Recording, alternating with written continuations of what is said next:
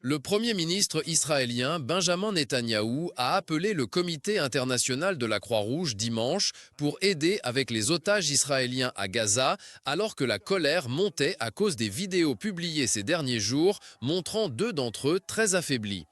Le bureau du Premier ministre a déclaré qu'il avait parlé avec le coordinateur de la Croix-Rouge pour la région, Julien Laurisson, et demandé son implication pour assurer la nourriture pour les otages israéliens et un traitement médical immédiat pour eux.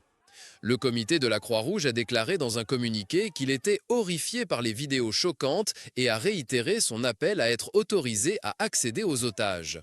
En réponse, la branche armée du Hamas a déclaré qu'elle permettrait à l'agence d'accéder aux otages, mais seulement si des corridors humanitaires pour la nourriture et l'aide étaient ouverts dans toutes les zones de la bande de Gaza.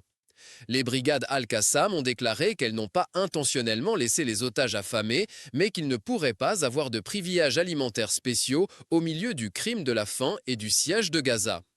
Au cours des derniers jours, le Hamas et son allié, le Djihad islamique, ont publié 3 vidéos montrant 2 otages capturés lors de l'attaque du 7 octobre 2023 en Israël.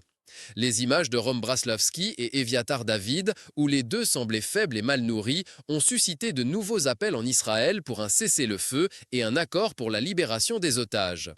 Une déclaration du bureau de Netanyahou samedi a déclaré qu'il avait parlé avec les familles des 2 otages et exprimé un choc profond pour les matériaux diffusés par les organisations terroristes.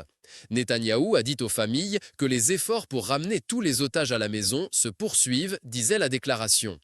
Plus tôt dans la journée, des dizaines de milliers de personnes se sont rassemblées dans le centre côtier de Tel Aviv pour appeler le gouvernement de Netanyahou à assurer la libération des otages restants.